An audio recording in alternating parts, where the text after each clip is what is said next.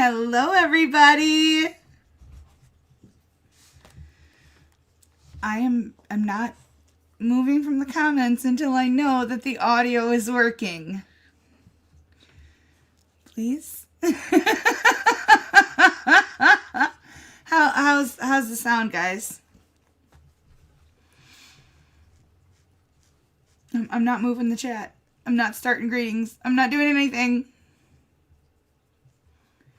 I'm just waiting. I'll give Ava her treats, though. Because she's been such a good girl. Oh, good.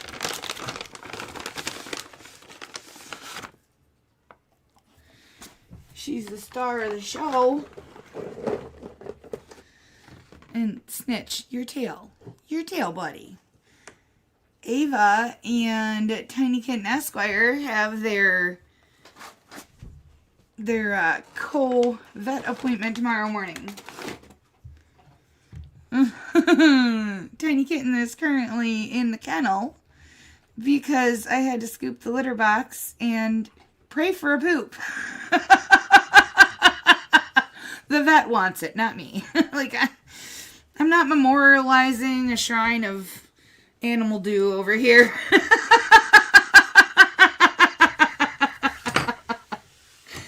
Oh.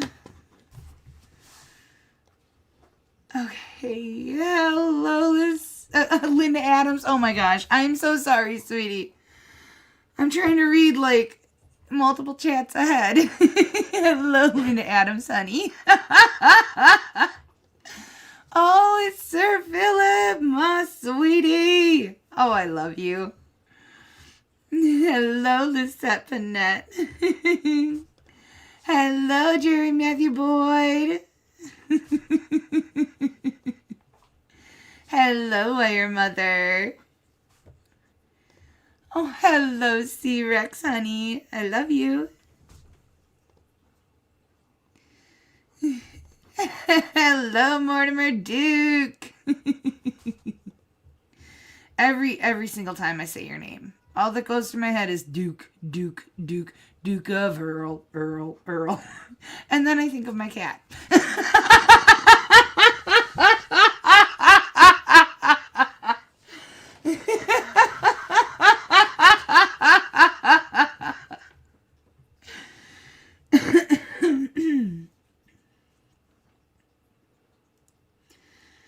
I'm so happy so many of you came to join me. Jenny Green, hello, honey. Hello, Eileen and Carlin. It's 0.13. The officer won the battle.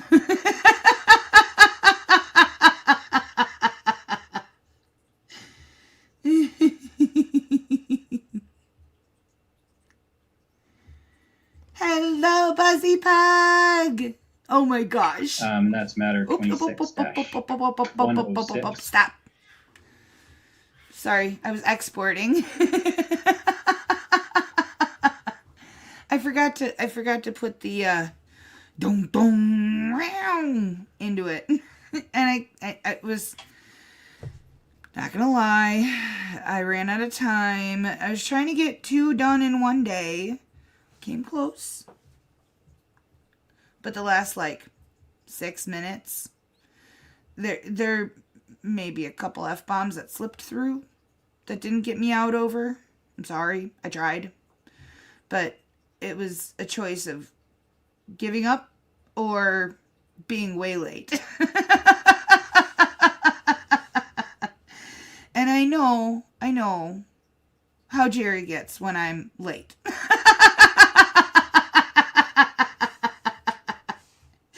Hello, Spider-Man. Hello, Nana Laura, honey.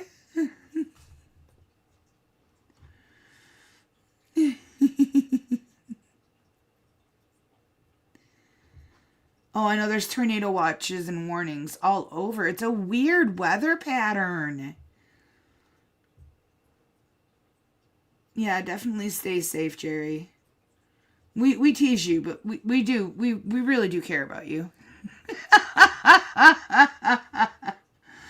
You're goofy, but you're our goofy. Oh, heck no.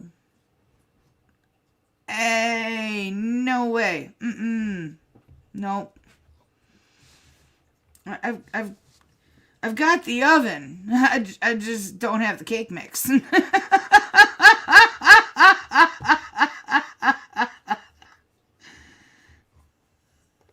I'm not sure. Why do they do anything that they do? Seriously.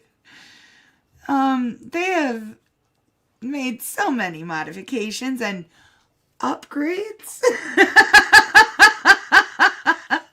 But, you know, they all, like, hey, what? I'm not, you know, no more right now. Just give it a minute.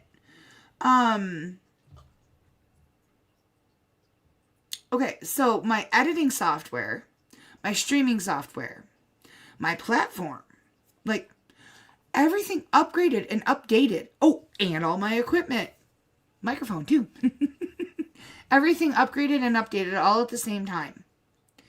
And then they all stopped talking to each other. It was like a war zone. As you've all witnessed over the past few days. Yeah, nothing has wanted to work right. Hi, Ava, baby. Yeah, I gotta get a sample of your stool as well. Yeah.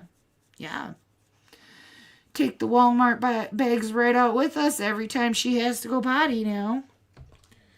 I just need a acorn size. That's all I'm asking. I'm not asking for much. I mean, maybe if I give you more treats. Would you like more treats? I will bribe you into a poo.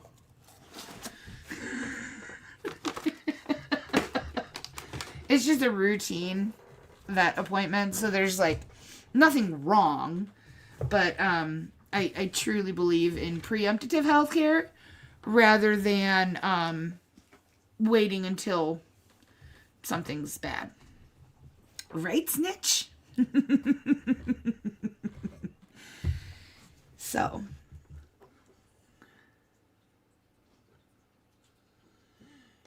No. That does not work well with an Alienware computer.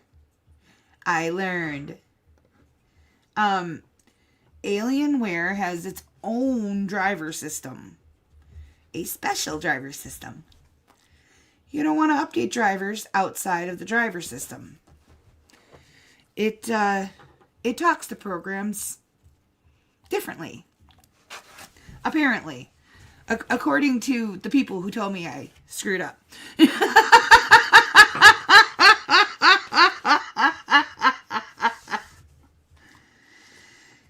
Yeah, well, I'm not doing anything beyond waiting for that nugget. Nope, just waiting. That's it.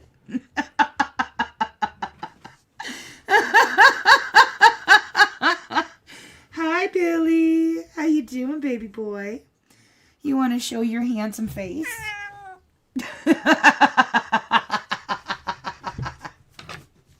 I know, you poor cranky old man. He snitches right here, so Billy's not thrilled. All right, guys, so here's what we got today. We have a court case requesting a protection order, and we have 2 hearings on it. The first one was on the 20th, and then we have today's update. So I don't have the very original TPO hearing.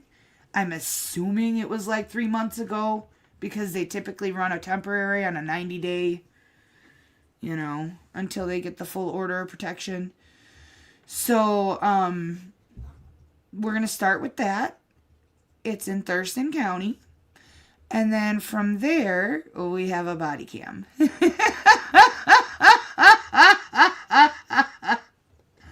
Sir Philip, I am so happy I got to at least see you. You lurk away and just know I love you. All right, guys. We since I screwed up, you know, I got to do it. I got to do it. Oh, it's going to be too loud. I'll just pretend I did it and I'll do the dong dong. How's that?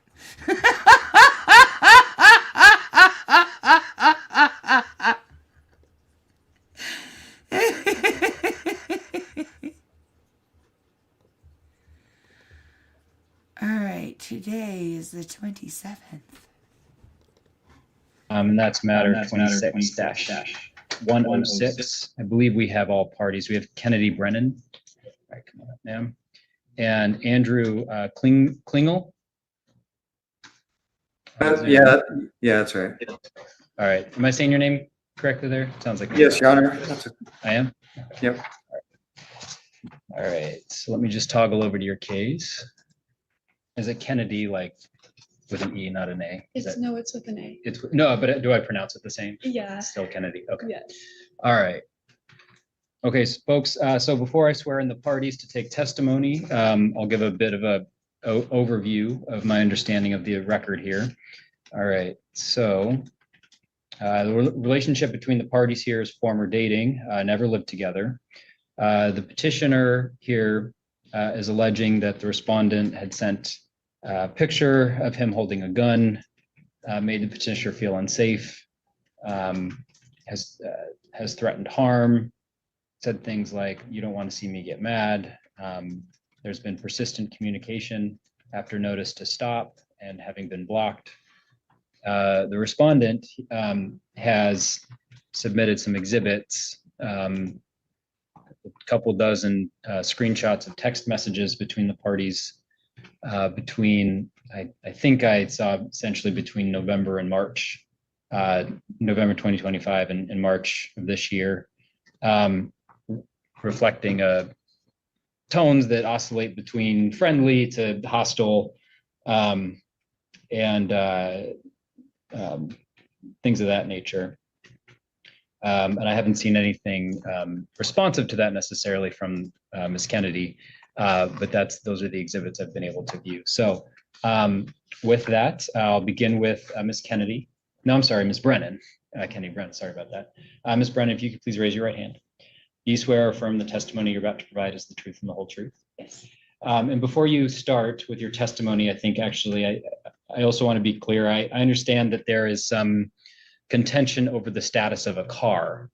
One thing that we're not resolving through the anti-harassment order is who gets the car, whether it's returned, the ownership status, anything like that. I understand that. Yeah, so that's just as you're thinking about what you're gonna say here. You know, communication over the car, you know, that might be relevant and provide some context, but you know, what's before me today is I can't tell anyone who gets the car, rightful ownership or anything like that. So just so folks are aware. Okay, go ahead, man. Actually, I did email like some photos and like text messages. I probably did it too late though, but I do have those, and I feel like those are important. All right, let's see.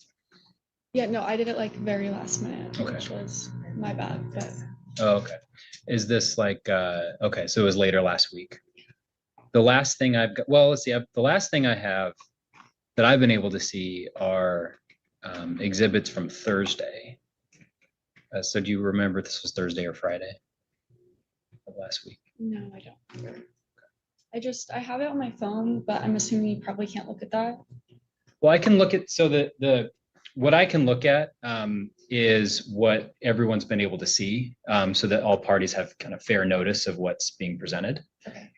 And so that's why what I look at is what's in the court file, because that's something that's everyone has access to. Okay.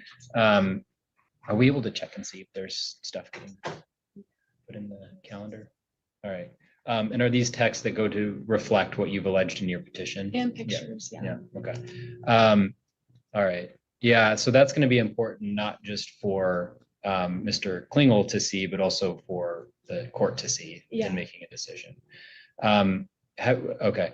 And you just sent those you just emailed those to I see we've got the email Yeah, here. at first I emailed Yeah. them to the wrong email Okay. and then I corrected it. So Okay. All right. And then has Mr. Klingel seen any of these, or is it you just sent it to the court? I just sent it to the Okay. court. Do I have to send it to him? No, once it's uploaded to the court file, then everyone can see it. I just, Okay. sometimes parties will send each other messages, and it's helpful to know who has what. All right. So I think then what makes sense is to reset this to give Okay. the court a chance to see everything, and also Mr. Klingel a chance to see everything that you'll be talking about. Okay. How do I 'cause see everything? That's what I'm confused about. So on the service packet, there are instructions on how to view what's in the court file. Okay. So that's, I know you get a lot of paperwork as part of this process. It's, but there is, one of the documents is essentially, is it the Zoom instructions? Okay. So on that, I guess is the Zoom instruction piece of paper you get. But it does say how do you go into the court file and you view everything. And so that's where you'll be able to view all the, like, as I said, Mr. Klingel's uploaded a couple dozen texts as well. So Okay. Yeah. I you feel can like see I that. need to be uploading mine because it's important. Yeah, and that's to give everyone notice. Okay. Okay, so Mr. Klingel, you're on Zoom there, just to keep you updated here. So Miss Brennan has some additional exhibits that she would like to upload that sounds like support what she's alleged in her petition. Before making any decision on the order, then obviously you need to have notice and an opportunity to view those in order to respond. So does the court. The judge wants to be able to look at that too before issuing a decision. So what we're going to do is reset this to next Monday to give everyone a chance to view everything. Do you have any questions, Mr. Klingel? Yeah, I object to a continuance as I've none of the evidence I submitted is new. It's from her phone. Also, December 6th, I filed the police report to where I stated I did not feel safe from false allegations. I have a voicemail from the mom like threatening me. And so after them seeing the evidence, it's suspicious now that they send in stuff after to like now they have the motive to lie. So I object to the continuance because I mean now that she's seen the evidence, she wants to submit I'm stuff. Okay, confused. so right, so we're gonna have a continuance. I hear you. I understand you're frustrated, but it is important before making any decisions that everyone has a chance to submit everything they want a judge to see. And so we're not going to set it out a long time. We're just going to set it out another week, and that way, again, everyone has a chance to see everything that's going to come before the court during the hearing. You are also, Mr. Klingel, you are welcome to. If you feel unsafe, obviously, you don't only have to be a respondent. If you'd like to, take action to make you feel safer, you're able to do that. I don't know why he is protesting this. If he feels unsafe from her and she feels unsafe from him, I mean, isn't the best scenario that they don't have contact? So what difference does a no contact order make? For purposes of this hearing, if the petitioner is saying that there's evidence that she wants to submit that backs up what's in her petition, that's going to be important before making a decision. Yeah, and I'm not saying this out of frustration. I'm saying that I did file a police report on December 6th, which I believe I submitted as evidence, to where they now it's giving them more time to make false accusations, and now they have more motive to lie. So yeah, I'm not frustrated. It's just these are all arguments you're going to be able to make when we have the hearing. If you want to contest, the veracity of what Ms. Brennan is saying, you're going to have that full opportunity to say that and comment on credibility and weight of the evidence and things of that nature. So let me get this straight. Now that they've seen my evidence, they can submit counter evidence that disproves my evidence. If they hadn't seen my evidence, then they wouldn't be arguing directly against what I've submitted.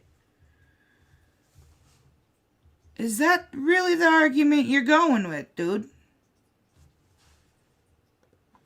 Have that chance. And that's going to be next Monday, same time, same way you logged in today. It's going to be how you do it next week as well.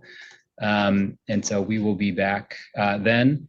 So it sounds like there's more evidence coming. So folks, just make sure you check the court file. If you have any questions, Ms. Brennan, about how to, how to view files or get stuff uploaded, again, that's going to be really important to be able to make sure it gets up on the court website or in the court file. Okay, So ask the civil department if you have any questions on how to do that. thank you. Okay.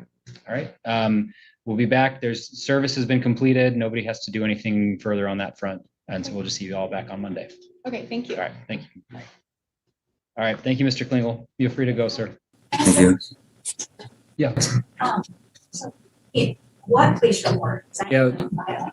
Uh, I don't know. what police? Yeah, we're not. I don't know. We're going to deal with all the substance of the arguments next week. Police report on December 6th.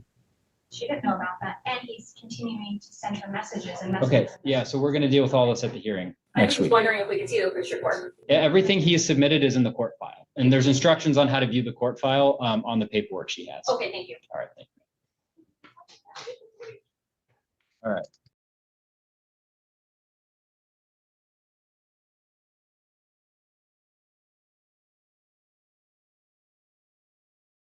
Okay, so with that, we've got two cases on for this morning. We'll begin with the first in line, 26-106, Kennedy Brennan versus Andrew Klingel.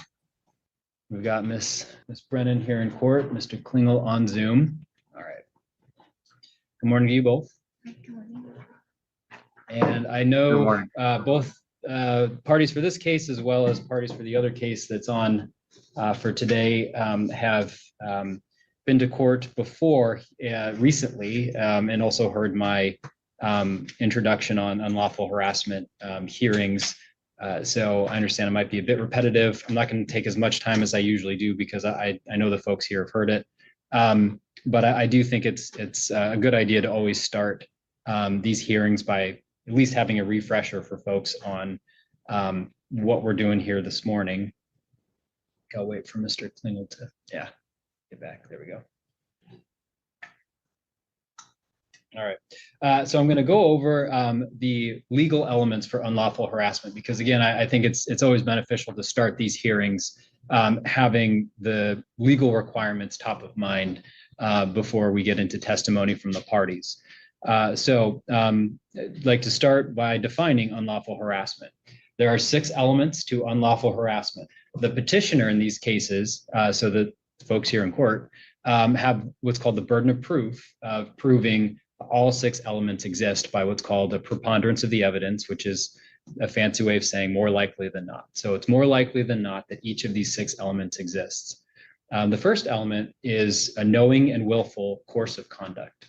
That's a pattern of behavior evidencing continuity of purpose, essentially that there's an ongoing pattern of behavior that is knowing and willful, and that is intended to be a continuous, essentially a continuous event. Number 2, that knowing and willful course of conduct is directed at a specific person. Number 3, that knowing and willful course of conduct directed at a specific person is done so without any legal or legitimate purpose. And this, I think it's helpful to take a little bit of time and talk about what it means for legitimate purpose. That is, some factors the court looks at and whether or not the contact is legitimate are things like, was the contact initiated by the respondent? Was it initiated by the petitioner? Is the communication dynamic between the two? Or was there clear notice given from the petitioner to the respondent to stop contact, and contact persists nonetheless? Another thing the court looks at is, does the behavior or the communication, is there evidence that it has the purpose of or the effect of unreasonably interfering with the petitioner's privacy, or creating an intimidating, hostile, or offensive living environment for the petitioner. So again, it's, does that behavior have the purpose? So is there evidence that the respondent is attempting to interfere with the petitioner's privacy or create an intimidating or hostile or offensive living environment? Or does it have the effect of that? Should the respondent know that this behavior or this communication is having that kind of effect? So that's what we were talking about when there's without lawful or legitimate purpose. Number 4, that the knowing and willful course of conduct, which is directed at a specific person without legitimate or lawful purpose, that it's designed to alarm, annoy, or harass the petitioner. So that's where we look at, is there evidence of the purpose of behind this sort of behavior?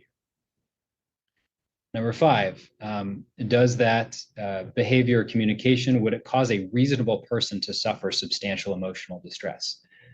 So it's not just that the petitioner feels aggrieved to a level of substantial emotional distress, but is that reasonable? Is that a reasonable reaction? And number 6, then does the petitioner actually feel substantial or emotional distress? So those are the 6 elements of unlawful harassment. I will be going back to those elements as folks provide testimony. If I have questions about an element, maybe being missed or needing some more information on that. And so keep that in mind when folks provide testimony. Ma'am, you here for folks? This is my mom. Your mom. Oh, Can okay, she so come you're- up here? Is that okay? She's okay to sit up there. I can only take testimony from non-parties if I make certain findings. So I may not hear from you, but as far as sitting at council. Okay. All right. So those are the legal elements of unlawful harassment. From ground rules for today, as far as providing testimony, is parties address me, don't address each other. Yeah, I think that actually gets a little bit more difficult when we have some parties in the courtroom and some on Zoom. I think it becomes a little bit easier to start talking to each other. And so it's really important that you direct your comments towards me. So that's number 1. And number 2, if litigants start talking to each other or, language starts to get out of hand, these hearings are primarily conducted through the exhibits that have already been submitted, and testimony is an opportunity for the judicial officer to ask questions and learn a little bit more about the allegations. And so if I find that testimony is starting to become inappropriate, I can cut it off and just make a decision based on what I've heard already. So keep that in mind, and fair warning to folks that I will do that. And again, sort of, I already hit it, but the last thing I'll say is testimony in these proceedings, I like to have it be a little less formal. So rather than come up and sort of, read a prepared statement, I think sometimes that's fine, particularly if there's a lot you'd like to summarize and you want to keep your thoughts organized, that's fine. This is primarily, though, an opportunity for me to ask folks questions about what's already been submitted. So please keep that in mind as well. All right, so as far as the procedure goes, I'll start by swearing in the petitioner, because again, it's their burden of proof. I'll hear testimony from the petitioner, then I'll hear testimony from the respondent. Sometimes I'll let the petitioner get the last word since it is their petition, and then make a decision. So with that said, again, we're here with matter 26-106. Kennedy Brennan is the petitioner. She's here in courtroom. Ma'am, if you could please raise your right hand. Do you swear or affirm the testimony you're about to provide is the truth and the whole truth? All right. And before you get started, another thing that I think is sometimes helpful is for me to give a bit of an overview of my understanding of the record. I believe I did this last week as well. Before folks start testifying, that way you can kind of see where I'm coming from and some things that I think may be missing or questions I have. And for your case, I do have some questions that I think some testimony from you might be helpful. So I was not the judicial officer that granted the temporary order, but a temporary order was granted. And having reviewed the petition, I'm reasonably confident that it was granted because there were allegations in the petition of you had alleged that Mr. Klingel had sent you photos of him holding a gun, has made you feel unsafe on multiple occasions, stated things like he would engage in self-harm, things like, you don't want to see me get mad, things that we do generally grant temporary orders for. I've had a chance to review the exhibits that you've uploaded, and it would be helpful to see where those allegations are substantiated in the exhibits. And if you'd like to point me in the direction of some of the exhibits, I do have them up now. What I've reviewed is it looks like the Zelle messages are up, and I see those, and I do have some questions about those too. But what I viewed was missing from the file so far is information on those allegations from your original petition. And so if you'd like to provide some testimony on those allegations, if there's evidence in the file, maybe you could point me into the direction of those. But I would like to know a little bit more about those allegations in your original petition. And that's number one. And then number two, it seems to me like the vast majority of what has been filed in the last week are these Zelle messages. And so background information on those, timeline. I said earlier, legitimate communication, whether communication is legitimate or not, includes things like, was the respondent given clear notice that no more communication is welcome, and then they communicate despite that. So if there was, in your view, clear communication to Mr. Klingel to stop contacting you, information on when that may have been and how that was communicated would be helpful as well. So those are the two things that I'm thinking about when I'm looking through the file. So Your Honor? Mr. Klingel, you'll have your chance next. Yep. Okay. So Ms. Brennan, with that, you're sworn in. So go ahead. So as far as like the self-harm, can you see the picture in there that I submitted? There was a text message and he was holding a gun and he sent me a picture. Can you see that in there? All right, so let's see.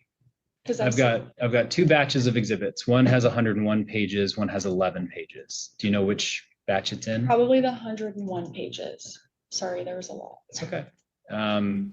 Let's Whoa, she went scorched earth on submitting the text messages.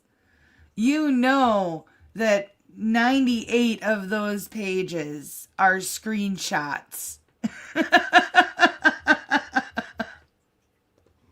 see. So there's a picture of him holding a gun, you say? Yes, Okay. it's in there. I like screenshotted it from my phone. So it should just be like a text message type deal. Do you recall the date of the text? Oh, it was months ago. All right, was it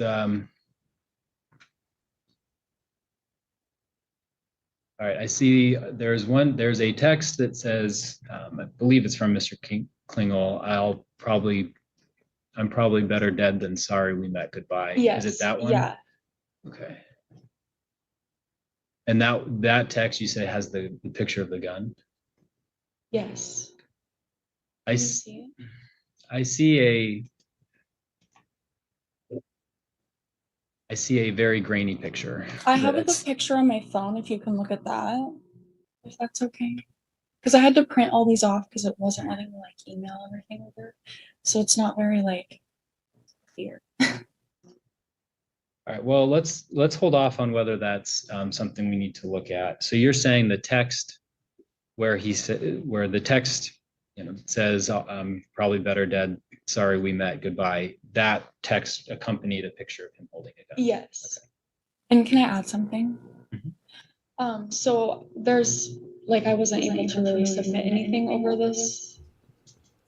So I'm just going to interject here with that, Jerry. It's not that she's concerned about him pulling it on her by sending her the picture. It's a manipulation tactic done by narcissistic abusers, where if they think they're losing you, they will threaten self-harm. in order to manipulate you, make you feel sorry for them, make you feel like you got to use your womanly instincts to save them. And it's always toxic. It's always toxic. If he sent her a picture of a pew-pew with a message saying, I'm better off ending it all, basically, like, she needs to just run. There should be no more conversation after that. That's it. That's done. Anybody that threatens self-harm as a tactic to keep you doesn't deserve you.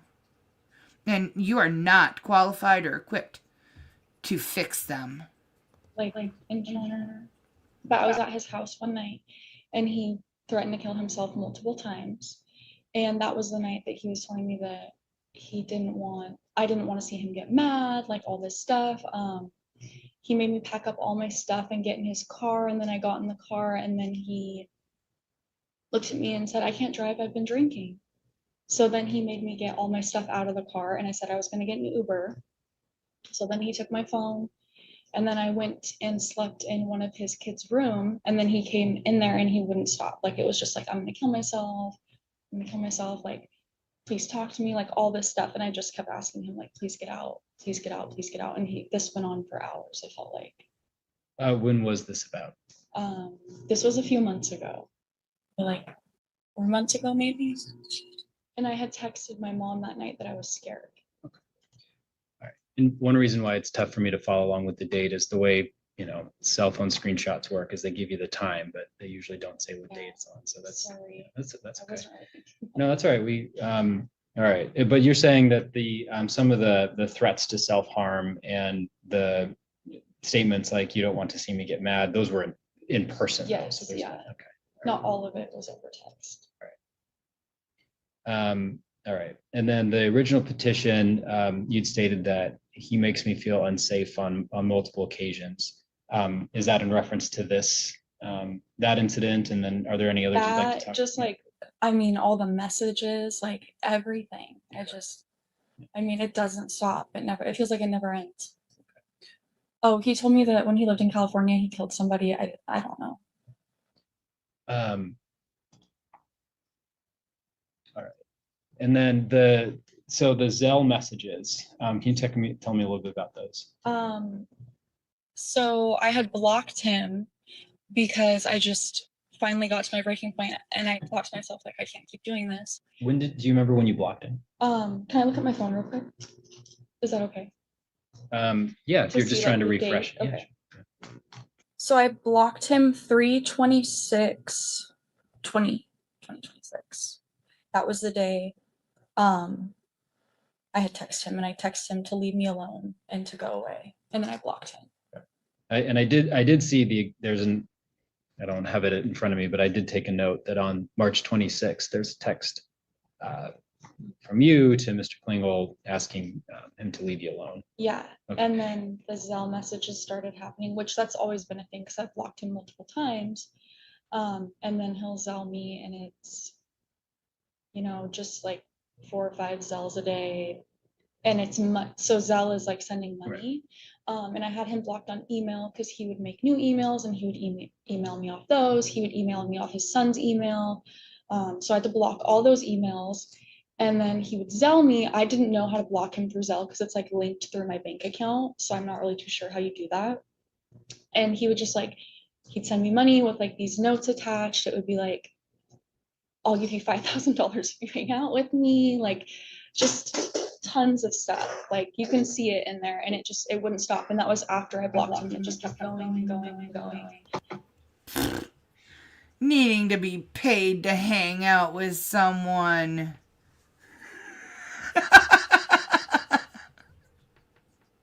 Yeah, I see one of because again, a lot of the messages are kind of date stamped for a time, but not a date. I think I see one that's from March 30th. But generally speaking, were these were after March 26th? It was, and it just kept going. Yeah, it was like, I can't remember if he emailed me that day. It might have been the next day it started, but it was just like email after email or Zelle. Because he couldn't email me. Okay. Has there been any other contact since March 26th besides Zell, or is that? If you count him contacting my father. Right, I see. Right. Okay, so it's, and I do see that in the file here too. So and my mom actually also contacted him the day that I came here to file. My mom contacted him and let him know, you might want to, you know, leave my daughter alone. She's going to get a restraining order. Just giving you a heads up. And then it was that Friday that I filed, and then Monday I had court, and then he Apple paid me after I had my court hearing, after the protection order was set in place. He had Apple paid me $5. But he hadn't been served, so he wasn't like officially on notice. Right. Okay. All right. Understood. Okay. Thank you. And I imagine Mr. Klingle is going to go into his exhibits, and so it would be helpful for me to get an understanding of where you're coming from before I turn it over to him. So Mr. Klingle's exhibits are text messages between the two of you. I think I was able to look at dates essentially November through last couple months. Yeah. Where a lot of communication between the two of you oscillates between friendly and angry. It seems like you had a pretty dynamic relationship, and it's a lot of text about reflecting that over the last several months. And so, Mr. Klingle will speak more to those.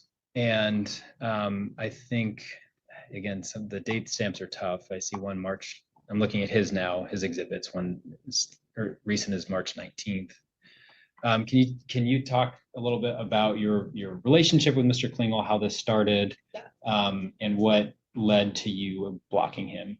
Okay, so I met him like last year, and I'd met him through Instagram. We hung out one night. We went to the bar. When I first met him, he lied to me and told me that he was 34. He also told me that he didn't have kids. Come to find out a month later, he has 2 kids. He's not 34, he's 40. And it was just, the whole relationship was founded on lies. And then it just, as time went on, there was something that had happened one night. We went to the casino, and I had gone out to sit in the parking lot, and then he came out and was accusing me of trying to sleep with some random man in the parking lot. And then in that moment, I knew that this is not what I wanted for myself. And I told him that. And then it was just like love bombing. It was like gifts and money and this and that. And he was taking me to fancy dinners, and then he was doing this and he was doing that. And so I just feel like I was very enamored by all of these things that were happening, because I'd never really experienced anything like that. And so it was love bombing. Like, I didn't want to be with him, and he knew that. And then it's like I would block him, and then he would, email me, or he would send me money, and it would be like, I'll take you here, I'll do this for you, I'll buy you this, I'll buy you that. And it's like he was constantly ordering me stuff. He bought me a car, like all this kind of stuff. So it was hard for me at that point in time to get away.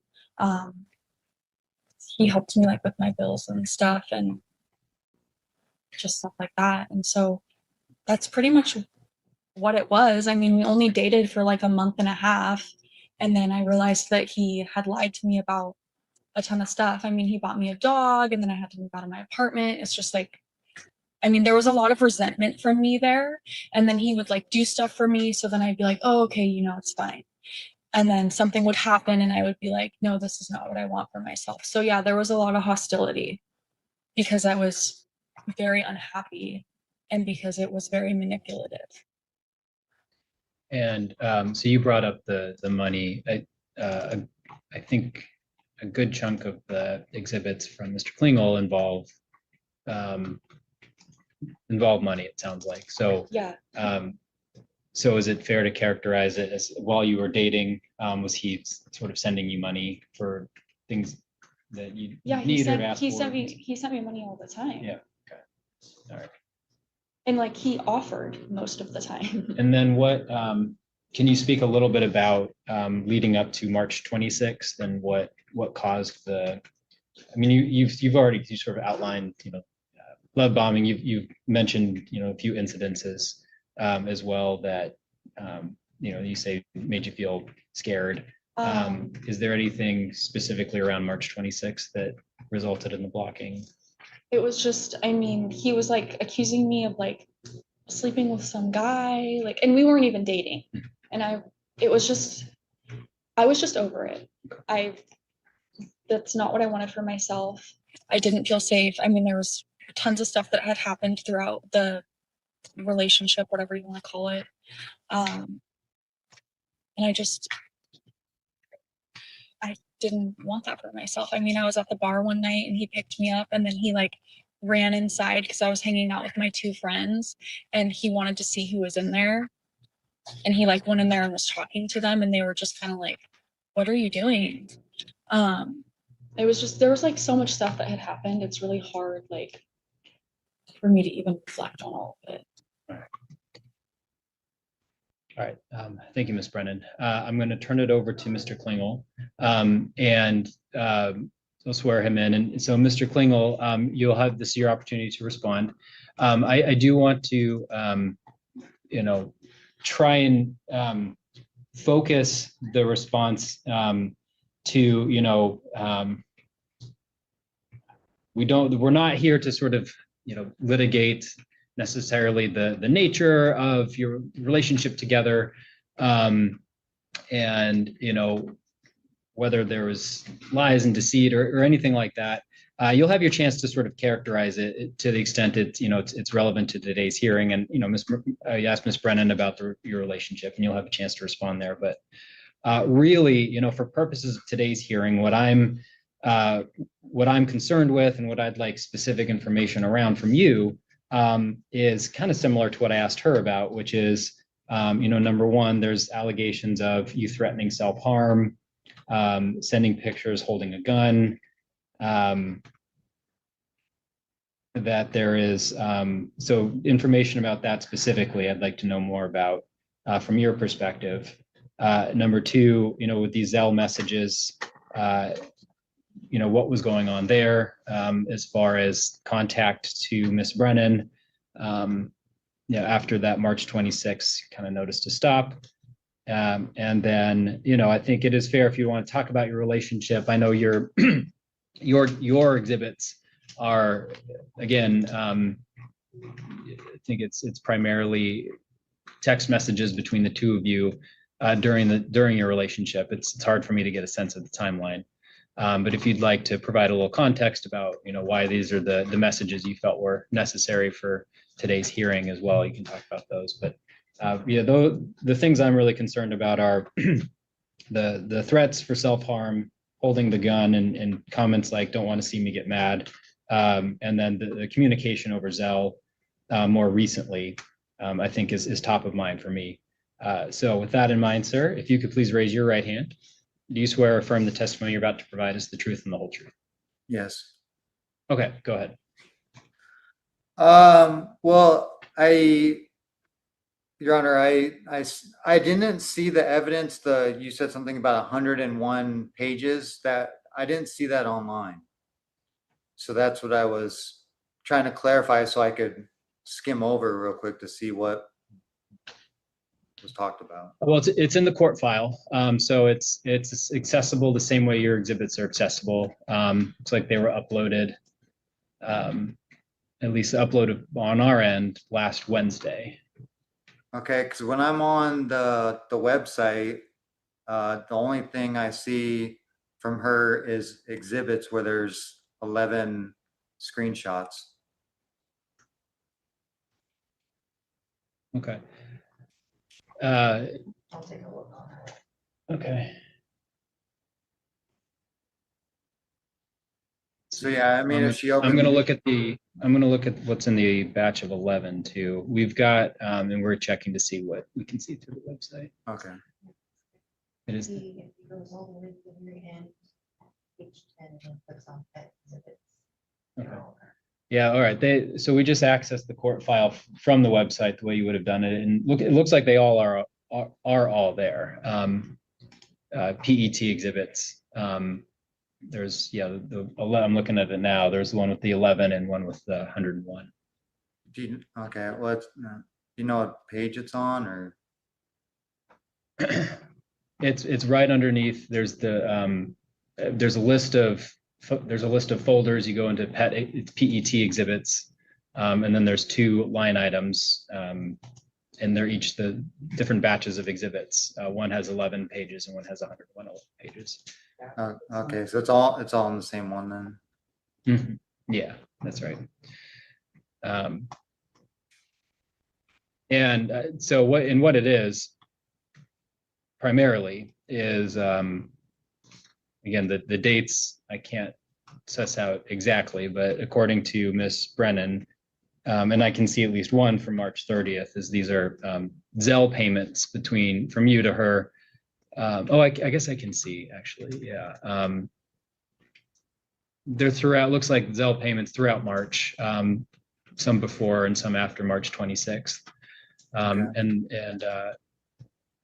And then there's messages as well. So there's one, so I'm looking at one March 30th, payment of $1, and the message is $50 to unblock.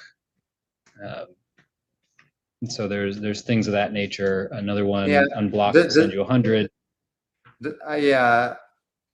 Okay, well, I wish I could see these because I don't believe that was sent after March 25th. So I'm on the, all I see is 1 out of 11 on. So it says, what it says on mine is March 25th, 2, waste of time, March 25th, and then exhibits. I click on exhibits and there's only 11, there's 11 things. Are you looking at a link, ET exhibits? How do I get to ET exhibits? Is that in a different? Have to click on the 10th page. 10th page. Okay, so there should be The 10th where you page? can click on individual pages of exhibits. You go to page 10, which is the last page in the file. And tells you the exhibits file. So you go to page 10. Okay, all right. And then there's a file titled PET exhibits. All right, the last thing I'm seeing is 11, and it says, it's the message where the petitioner states, oh yeah, I've gone on dates, don't you worry. That's the last thing I see. That's all. Well, so the exhibits, they're there to support and substantiate allegations. And obviously that's something that I can't tell you what's going on there. I mean, we're able to see it online. Okay. As far as the allegations, though, of it's kind of messaging her through Zelle by making looks like small payments, some as small as a penny, and then sending a message as part of that. That is the allegation here against you. The exhibits are intended to support and substantiate those allegations. All right. So to that, do you have? You're able to testify as far as that allegation. Okay. Yeah, I was just trying to find it so I could prove that those happened months ago, but I can't see it. But I guess where I could start from when she's talking about the gun, I don't see that either. But so this is why the car was relevant to the case, because I bought a Mercedes October 9th, which I submitted. I bought a Mercedes October 9th. Around the middle of November, she gets pregnant.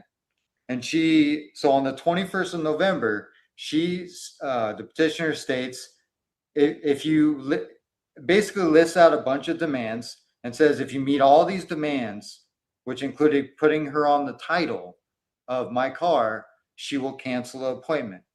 So the 21st, which I've submitted documents that I did it that day, not of genuine consent, but under duress. I did it that day, added her to the title, and then by the 25th, so 4 days later, the petitioner stated that they made a new appointment, I don't know if I'm allowed to say abortion appointment, but a new doctor's appointment for the 25th. And then after that, which had I seen these files on here from Wednesday, I mean, 2 days ago, I would have submitted evidence. But anyway, so the 25th, the petitioner mentions she gets a new appointment, and then I send a picture. I'm probably better off dead. I'm sorry. That's a comment under duress. It's not a comment of her hurting anyone. It's what the petitioner did. I was distressed. I put her on the title. She made a new appointment 4 days later. So I can't. So that's that. It's not that. That's what it was, and she's deliberately trying to deceive that it was anything other than that. So what you did was stupid. It was completely inappropriate. You shouldn't have done it. However, this guy was acting out of pure emotional crisis at that moment. And clearly he's not mentally well enough to cope with that. She was pouring gasoline on that fire. They both suck. They are both toxic to each other. Neither one of them will ever build the other, which is what a relationship is supposed to be. And it's best that they just carry on separately. And I couldn't submit evidence because I didn't see this. And so then we go to March. We'll go to March. So, well, even on February. So I submitted the evidence the best I could without timelines, without dates, without knowing what the petitioner was talking about on most things. So February rolls around, it's her birthday. She asked me to take her to dinner for her birthday. And then we roll around to March 3rd, I believe I submitted evidence. She reaches out to me. Hey, do you want to get drinks? So we went to the Brick. So we hung out March 3rd, March 5th, March 11th, March 12th, March 13th, March 17th, March 20th, she spends the night. March 23rd, she asked me to hang out and I say no. March 24th, she asked me to hang out and have sex. I say no. March 25th, she asked me to hang out, in which she states her mom is gone. And that's not including, I also sent evidence of the text messages that we had shared about 4,000 messages since January.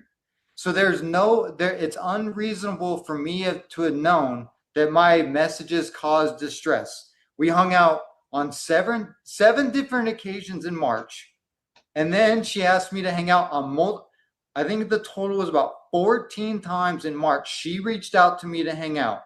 So March 25th, she asked me to hang out. Hey, my mom's gone. And she asked me for $2,000 to help her move into a new apartment, which it was kind of like a gray area. I didn't say no, I didn't say yes, but she knew that it was leaning towards no. So she, I guess, blocked me because I wasn't giving her the money, not done out of fear. So I wouldn't give her the money. And then, and before she blocks me, she asked me for a couch to order. She asked me, like I said, the money apartment. So a lot of the Zelle, I never send her money after March asking her to unblock me. I mentioned to her that Housemaids was on Stars. I mentioned to her miss you. Nothing on Zelle was hostile, threatening, and like I've said in my in the message or in the evidence I've sent, one day in November, I believe it's November 11th, she said, "Leave me alone," 21 times. And then she asked me to get a hotel room. And I submitted all this. So it's unreasonable for me to know what's true. It was just her radical figure of speech. And so all I really had was 11 documents. And just to touch on the 11 documents I saw, she mentions in one of them, it was the how I make up stuff and how I lie. But anyways, I don't know what date that was, but I submitted evidence just when I was going through my stuff. I submitted evidence, and you guys have it listed under Manipulate 5. So she sent that stuff, and then on Manipulate 5, it's her asking, it's her demeaning me, and then Manipulate 5, she's asking me for June's dog food. She's asking me for stuff, and then by 8 o'clock at night, she was asking me to buy her flowers. And this was a pattern that I showed numerous times. She would bully me, demean me, criticize me, and then ask me for stuff. And then if I didn't meet her demands, she would threaten to block me. It wasn't done out of fear. It was a coercive control / like emotional abuse. So for me it was just how it was. I would just get emotionally abused, and I didn't know what was true. It was just constant. It was constant. All right, And so sorry. That's all right. So I think I understand what you're saying. I want to get some responses from Ms. Brennan, so Ms. Brennan, back to you. So a couple of things that Mr. Klingel uploaded that do have some timestamps that I think are worth looking at is a text exchange from March 25th, in which it appears that this is dated, the title of the exhibit is March 25. And it looks like you ask him, "Are you awake?" Then there's no response. "I'm sorry, why am I being ignored?" A couple of times you're asking basically if he's ignoring you. I see this reference to "my mom's gone."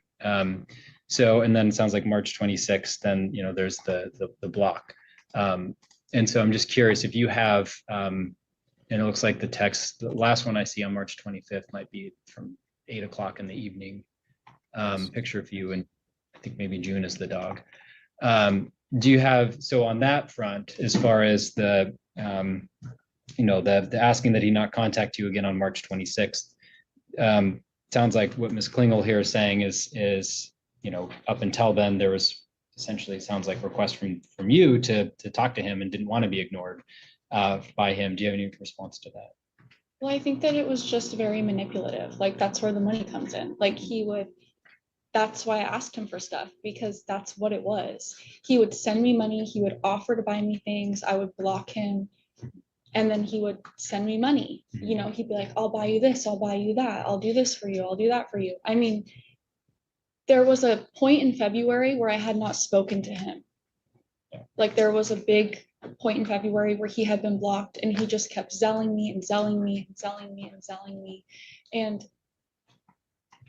I left him blocked. And then I do not remember the reason that I unblocked him. It was probably, he would just email me these things and be like, "Oh, I'll give you this much money if you unblock me. I'll give you."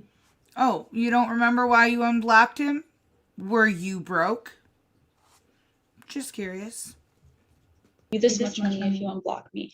So it's like, it got to a point where I would just unblock him because he would send me money.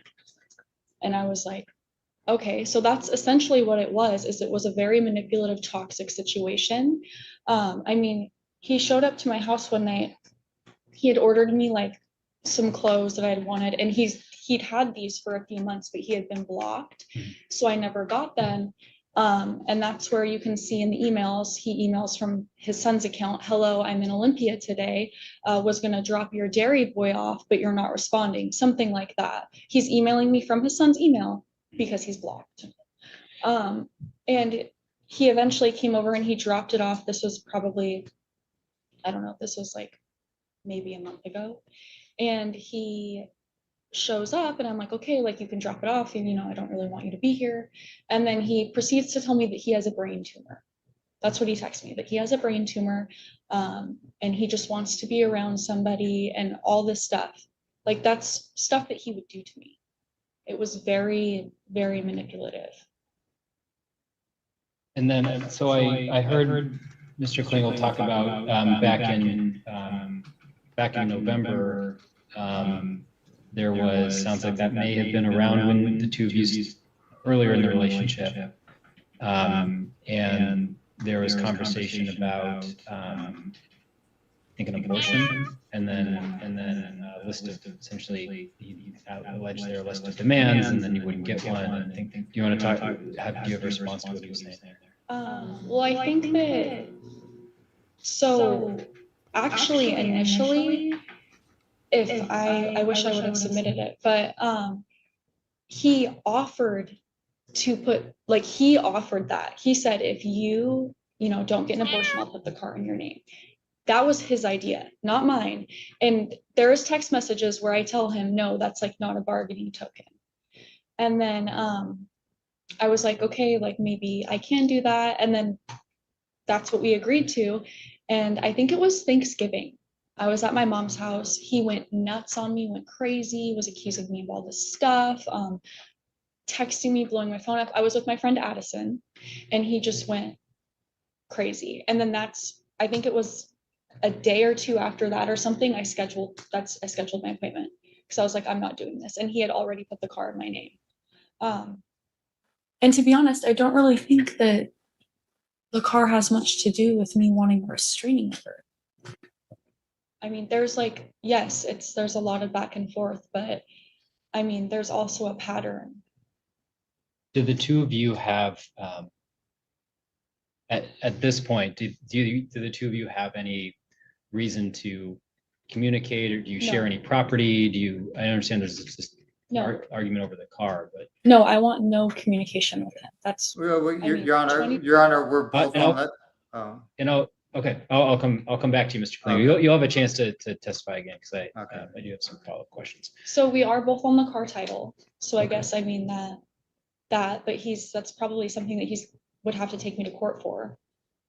Like different court. But other than that, no, I mean, I don't want contact with him because it's just like, he stated that he did not email me after the 26th. Yes, he did. You can see in the Zells, it's the 29th, the 30th, the 31st. My mom had to text him and let him know because he would not leave me alone.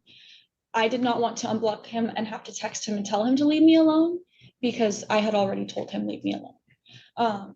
There was just a lot that had led up to this. Yes, I did things that I'm not proud of, obviously.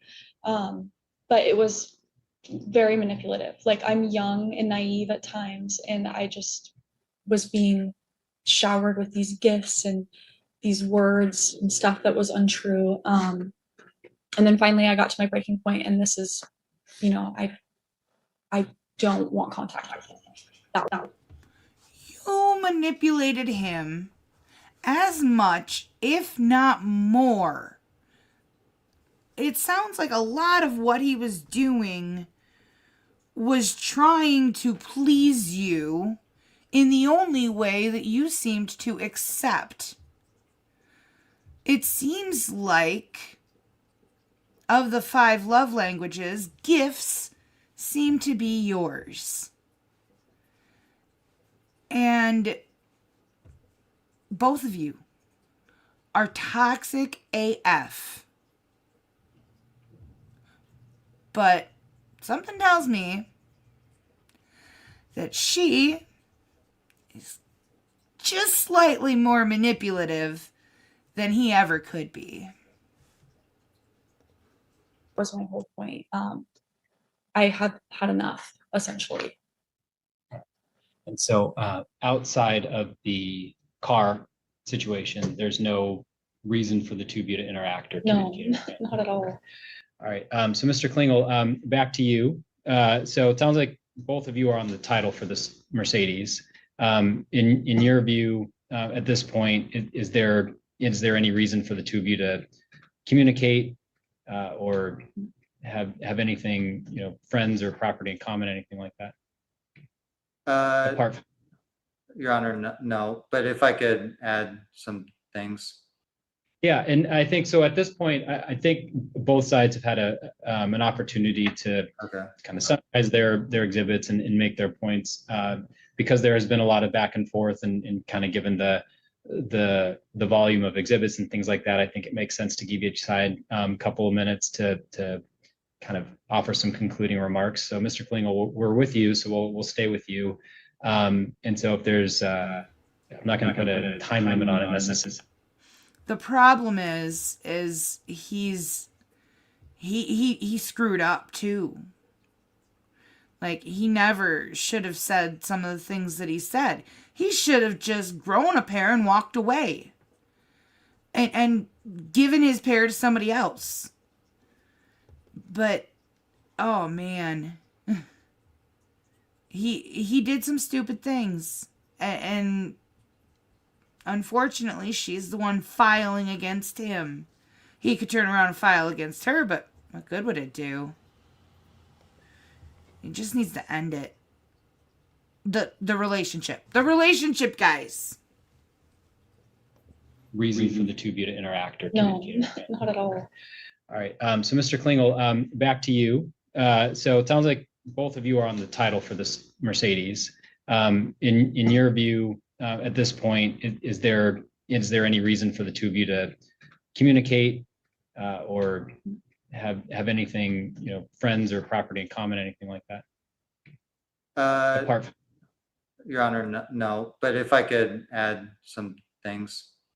yeah, and I think so. At this point, I think both sides have had an opportunity to Okay. kind of summarize their exhibits and make their points, because there has been a lot of back and forth and kind of given the volume of exhibits and things like that. I think it makes sense to give each side a couple of minutes to kind of offer some concluding remarks. So, Mr. Klingel, we're with you, so we'll stay with you. And so, if there's I'm not going to put a time limit on it necessarily, but we'll definitely keep it under 5 minutes. But so if you have some concluding remarks you'd like to make, go ahead. Now's your opportunity. Okay. Well, Your Honor, so in the petition, the word threatened was mentioned 5 times. The message, well, I haven't seen all 100 messages, but the message evidence that I saw, there was no threats ever made. I didn't threaten to shoot myself. It was, I'm probably better dead. And yeah, I don't know.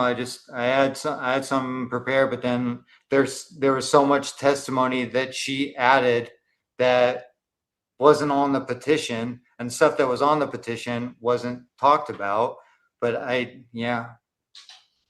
just asked that it be dismissed. I wanted it to be dismissed with prejudice because there was no threats ever made. I submitted evidence of the mom calling me December 6th after the whole abortion thing. I made a police report December 6th stating to the officer that I just didn't feel safe. And she mentions manipulation, but I've submitted multiple pieces of evidence of the petitioner reaching out to me saying, I need money, I'll have sex with you. I need this, I'll send you pictures. And I've submitted all that. So it was, a lot of the conflict was mutually aggressive, in which I can't see what she submitted. But if you add the timelines, the majority of the time, the petitioner was the instigator. And yeah, that's what I had to say, Your Honor. All right. Thank you, Mr. Klingel. Ms. Brennan, over to you. So, I think, Can I add something that's really important? well, so how about this? So I can hear from non-parties if their testimony would be what's called necessary and material. Necessary being I can't make a decision essentially without hearing from them, and material being that they're relevant to the allegations here. And so I think before swearing you in, if you maybe want to tell me what's the nature of what you'd like to add. He just brought me up. Mhm. He just said that. So you'd like to respond to what he was saying there? Most definitely. Okay. All right. Well, given that you've been kind of brought in here, and you are referenced in the exhibits here, I think that does make sense. So, ma'am, if you could please raise your right hand. Do you swear or affirm the testimony you're about to provide is the truth and the whole truth? I do. Okay, go ahead. And make sure though that you do keep it limited to responding to how he's brought you into this. Okay, so I can only reference what he just spoke about, or can I just reference just real quick? I would like to just keep it to what he's referencing. Again, we have to be really careful when we bring in non-parties to testify. So if you want to at least start with responding to what he's brought up. Okay, so this whole relationship has been crazy lies. Speaking of which, that he just brought up that he called the police on December 6th on me, which would have been a Sunday, after him and I got into a big, huge argument, text and over the phone on December 5th about abortion, which is like not appropriate. He called me and told me that my daughter was pregnant and that she was going to get an abortion.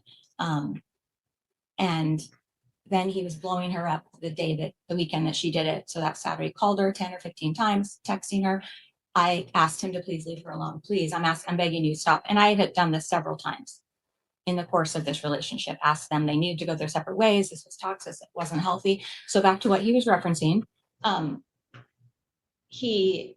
when we were last in court last Monday and he brought my name up and said that he was scared of me, I was like, what? Because I didn't understand. And when we left here, I called the police department twice. So he is lying because he did call the police on December 6th and I spoke to Officer Parks, is who he spoke to. And I forgot it in my car, but I wrote everything down that they told me. And they said that he called about the car. Nothing was brought up about me. Nothing was brought up about safety. Nothing was brought up about anything. And they told him his name was Officer Parks, Sunday at like 1:30 or something. And they spoke to him over the phone and they told him it was a civil matter and there's no like pending case or anything. And I asked if I could get a copy of it. And the officer told me, well, you can, but there's really no point because it's exactly what I just told you. There was nothing about you, nothing about your daughter or harm or feeling unsafe or anything like that. It was about the car. Okay. All right. Thank you, ma'am. So, I mean, this just establishing the base of everything out of his mouth is not necessarily the truth. All right. Thank you. I'm going to hear from Miss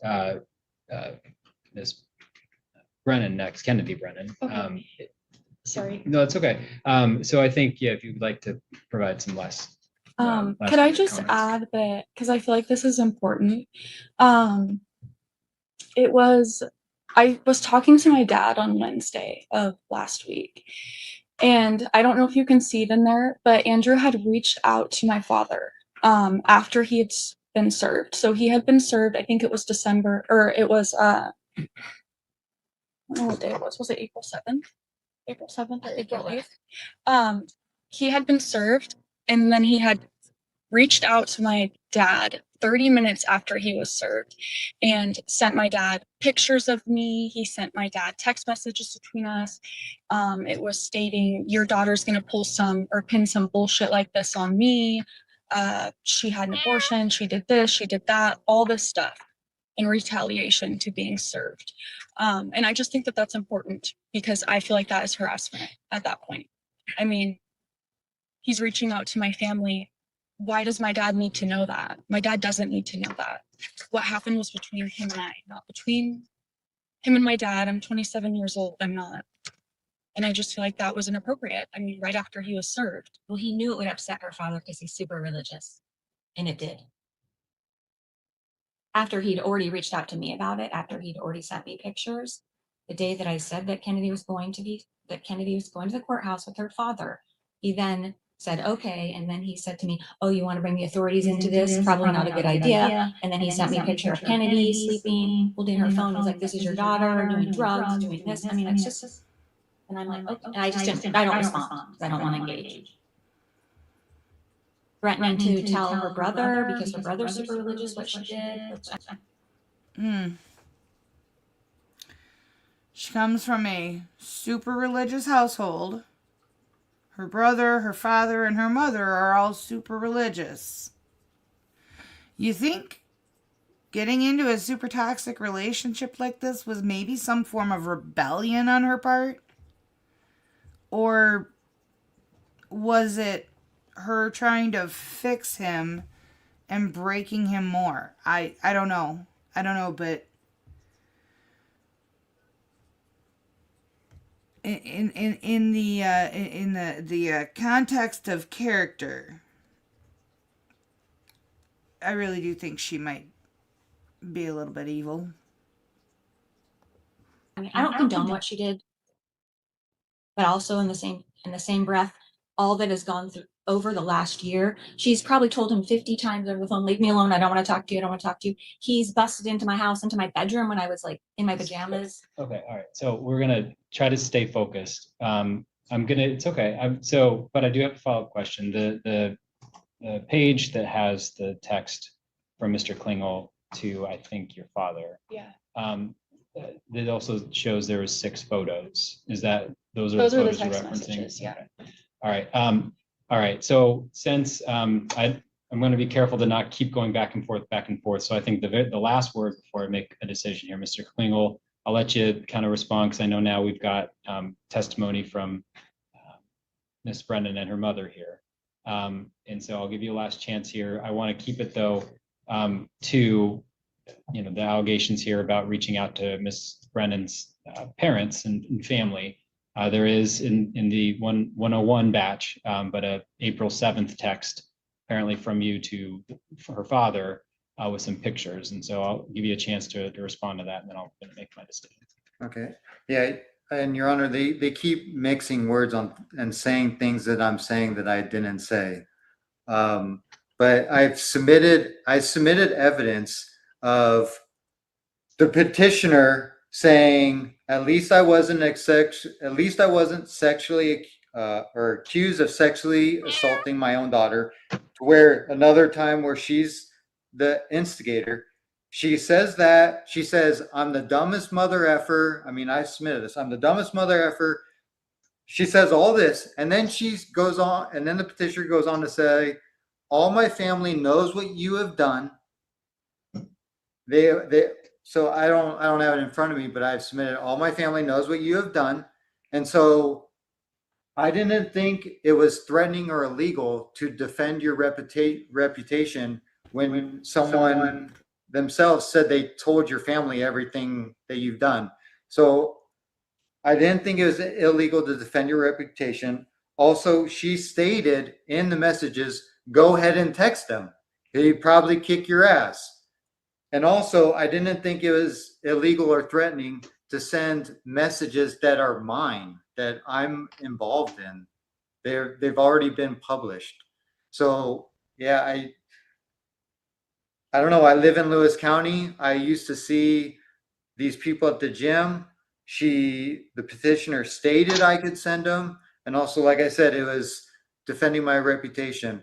And also regarding the police thing, what I told the police officer, they write it down, and his name's not even Parks, but they write it down. I can't control everything he wrote down. But I did call on December 6th and spoke with them and filed a report. And I'm still in contact. So. Okay. All right. Thank you all. So here's what I'm focused on. As I said in sort of the overview of the unlawful harassment statute, I pointed this out because this usually does become kind of a point of contention in these hearings. I'm looking at element number 3. Was there communication for a legitimate purpose? And factors the court looks at are things like, was there contact that was initiated by the respondent after given clear notice that further communication is unwanted, but then communication persists? The crux of the, I think the crux of the argument on that front is that there's relative agreement, I think, that on or around March 6th, Ms. Brennan did give Mr. Klingel notice that she didn't want any further communication from him, and that there was at least some communication after that through these Zelle messages. Mr. Klingel's response is that if you put that communication in context, where just the day before on March 25th in the evening, there was communication initiated by Ms. Brennan, the petitioner, and that this had also happened in the past where Ms. Brennan asked that Mr. Klingel stop contacting him, and then communication continued. And so Mr. Klingel, we've provided some testimony that that in that context, then March 26th wasn't necessarily clear notice, but it was reasonable for him to conclude that that wasn't really notice that she wanted him to stop, because in the past that notice had been given, and then she re-engaged. And that's not a uncommon thing for respondents in these orders to point out, that there's a history where clear communication of not wanting contact anymore, that the person who says they don't want to be contacted then re-engages. And my position on that is not a valid argument. That may be accurate as far as what has happened in the past. But when somebody says that they don't want any further communication, even if they've said it in the past and then they re-engage you later, when they say they don't want any contact anymore, and they go as far as to block someone from communication, then that's clear notice that they don't want communication anymore. And persistent communication after that is not legitimate contact. And I think in this case, what adds to the strength of Ms. Brennan's argument that this was not legitimate contact is the nature of the messages sent through Zelle. The messages would be, again, it looks like messages for as low as 1 cent to $1, which indicates to me that the purpose wasn't necessarily to send money, but to send a message. And then the content of the message, again, I'm just pulling some out of the exhibits: $50 to unblock. Unblock, I'll send you 100, $1,500 for dinner. Please, I'll be nice. Going to ignore me, I'm going to move on and talk to others. So that indicates to me that there was knowledge on the part of Mr. Klingel that Ms. Brennan had blocked him, didn't want any more communication, and that communication persisted through these Zelle messages. And so whether or not there was notice in the past for him to stop, that continued. Again, what I'm focused on is what happened more recently. And I think given the nature of the communication in March and after March 26th, I think that was communication made after there was clear notice that Ms. Brennan didn't want any further communication. I also find it is relevant that while Ms. Brennan's parents and family were not parties to any kind of order, and they're still not, the nature of the communication from Mr. Klingel to Ms. Brennan in the last few weeks, I think that the nature of them being without a legitimate purpose is strengthened by the fact that there was some outreach to her parents that are of a nature that, while Mr. Klingel is categorizing it as wanting to defend his reputation to people who have been told things that are bad about him, and at the same time, it's reaching out to the protected party's parents when there is a temporary no contact order put in place, which is not a technical violation of that order, but I think that does provide some context to the type of communication that is at issue here. So I do find that Ms. Brennan has met her burden of proof in proving unlawful harassment by a preponderance of the evidence. As far as the restraint provisions, they're going to be a little bit different than what's in the petition. I'll go over those now, so everyone's clear about what is and is not allowed. Okay.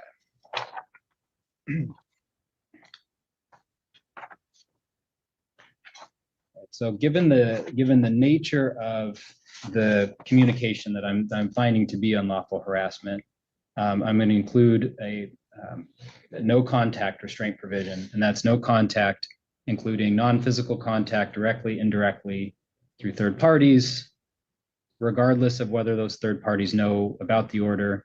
And there is a built-in exception, which may be relevant here, except for service of court documents.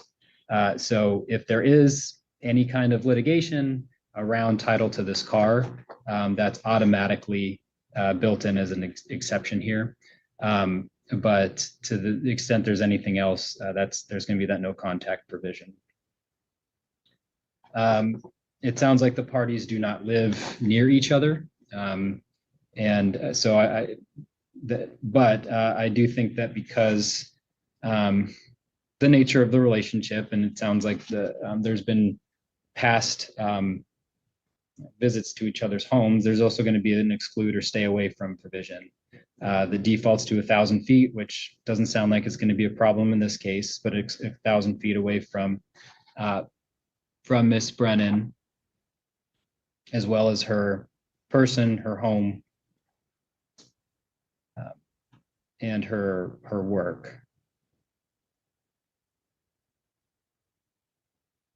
I know there was a request in the petition with respect to stalking. That doesn't sound like that was really part of the petition. I understand the way stalking is described sometimes can get confused with anti-harassment, but I'm not going to include a no stalking behavior. And then simply, and then finally, there's going to be a no harm provision. So that is, do not cause any physical harm or other types of harm to the protected party.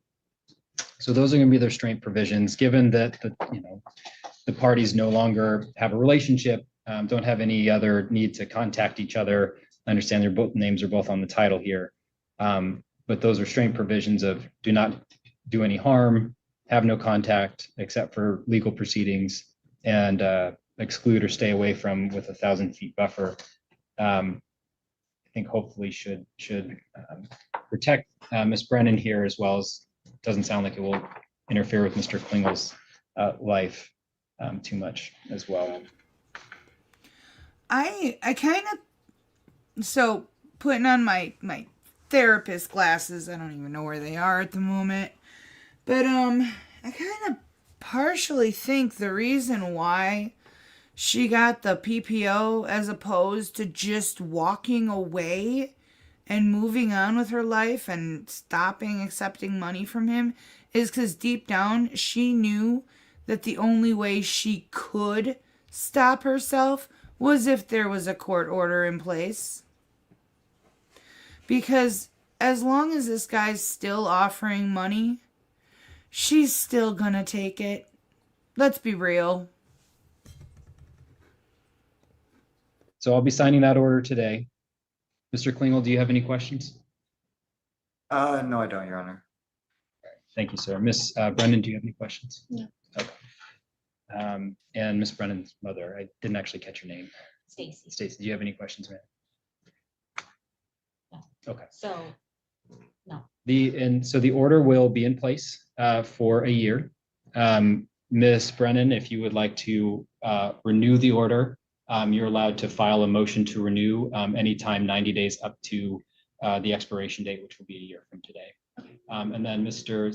Klingel, so you know, if on a motion to renew protection order, the burden of proof switches to the respondent, who has to show a change in circumstances, essentially. So that's not here today, but that's how those work.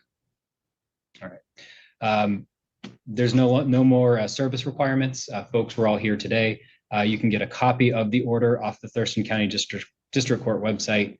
Mr. Klingel, if you have any trouble accessing the protection order, it sounds like you may have had some trouble accessing some exhibits, call the Thurston County District Court Civil Department, and they can maybe help you get a copy of it. Okay, thank you. All right. Thank you, Mr. Klingel. And thank you, Ms. Brennan. You're all free to go.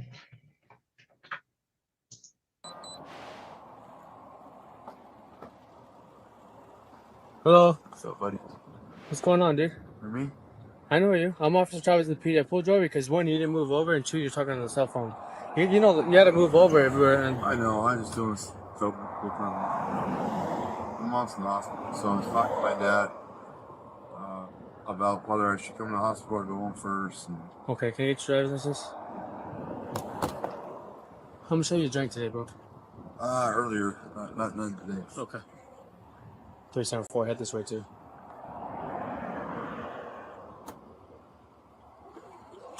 Oh, I need some. Any weapons in the car? It was way earlier, bro. It's 6 o'clock in the evening. How much earlier are we talking? Way, way earlier, sir? Sorry, it was dark. Can you get the registration and insurance, please? You? Okay, cool. So why'd you pull me over again? I was doing too fast right here? Talk on the cell phone. I thought you could talk to your cell phone in California. Or I mean Arizona. No. It's Can't not 28914. It's that you can't use it. the other one? And then you need to move over. There's cops on the side of the road. You gotta move Gotcha. over. I was trying to do that too. Sorry, buddy. Okay, alright. Just go ahead and step out, Daryl. Let me just look at your eyes real quick, dude. Alright.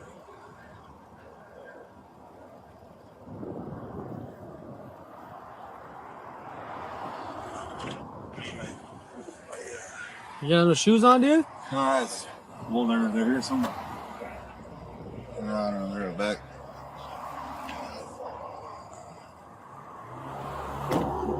Probably easier with no shoes on, right? Hey, bro. Oh, it's over here. Let's get off the road because we don't want to get hit. Alright, then just stand right there. Then we just turn off the lights real quick, okay? You do? Okay. I don't know who you are, but I literally live right there. Alright, I'm a little short, bro. Can you just go ahead and sit on that bumper? Yeah, no phone. Do I take off your glasses? Gotcha. Any recent head injuries? Any recent head injuries? No. Okay. Alright, what I want you to do is look up top of the pen. You're going to follow with your eyes only. You understand? Mm-hmm. So move your head.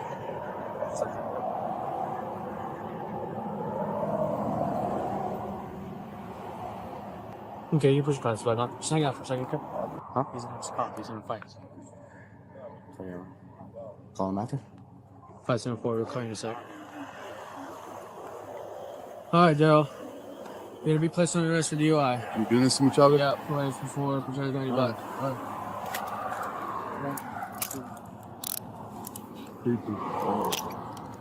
I literally have one block. Can't be driving impaired. Let's go here, bro. Can I do a pass or anything else? I mean, like, you did nystagmus, that's enough? Yeah. I did H-in. I don't want to have you walking here barefoot. No, but you don't have to, but can you do a pass? You want to blow in the PBT? Sure. Do something besides this nystagmus. This ain't my first day. Well, you're over the limit. You know, instead of just pulling me over and knowing how much I'm going through. Oh, yeah. Oh, it's just talk for me. Okay. We'll talk in my car, bro. No, we'll talk right here. We'll talk in my car. Let's go. If you think you can pull me, I'm don't gonna fucking try to get over me. go and put it in the car. We'll talk in the car. Go and sit down, Daryl. All right. I'm trying to be cool with you, man. We can talk inside. Put your arm off and you don't sit down. Go and sit down. All right. Don't act like you're fucking strong. Thank you. All right, Daryl. Now we can talk. I just can't believe you're doing this to me, man. No, I'm not doing anything. I'm just You understand how much I'm going through right now, Mama? Here's the thing. You can't be driving impaired. You got pretty close to him I hitting understand us. what Okay, you're and then saying, you're talking on the Chavez. cell phone. You Do violated you the law. understand how much? Okay, before we start talking, I'm going to read your rights. You have the right to remain silent. Fuck about the rights. I know about the rights. Can you use your business in court of law? You have the right to talk to a lawyer. I need to listen to what I need. Why are you being questioned? If you can't afford to hire a lawyer, want to be appointed to represent you for any question if you wish. If you can't decide at any time to answer his rights, answer any questions, or make any statements. Sir, do you understand your rights? Yes, I understand my right. I just can't be doing this to me, man. I live right there. I literally live right there. Do you understand? I got a wife and 2 kids. You can do this to me, man. Not that the police department did enough, right? You know? Alright, that's loose. I can go, man. Yeah, that's fine. Hey, you want to blow in a PBT? I would prefer to at least do some FSTs. Oh yeah, I didn't even get a chance Again. to. No, that's. I don't want to I walk want to you. do all the FSTs. It's hot, dude, and I don't want to walk you in barefoot. Well, I want to do all the FSTs. Okay, well, I already passed that. So I can't. Wait. I can't make the choice to do FSCs. You agreed to it when I looked at your eyes, and that's all I need That's is one HN. step. Yeah, I need HN. Do you want to blow in the PBT, bro? I'll get it for you if you believe in influence. No, I know I am, but I don't think that I'm above. Okay, Hold on, let me get it then. Hold on, can we talk? Well, you want to get it from me? Let's see. It's right here on that side. Okay. All right. Here's the thing, bro. I'm worried about your safety for the I know you the are. feet, I know. and then I I don't know want that- you I know standing this- here. It burns your feet, get blisters. Chavez, so- I know the whole story, bro. You can just say it all you want. I mean, I worked for a month or a year. All right. I worked my ass off for this department, and I got shoved in the fucking gutter. No, you listen. Boy, I'm listening to you. Bro, I am listening to you. Joe, I am listening. Even though you don't think I'm listening. This is what I need. Well, For me and my wife and my kids. oh, okay. I left my mom and dad's house. gotta I'm not blown away. Okay, go ahead.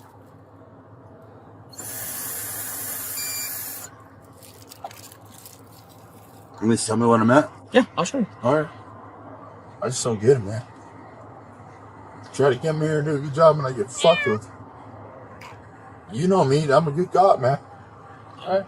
1-3. Come on, give me $1,000 I don't fucking need. Thanks, buddy.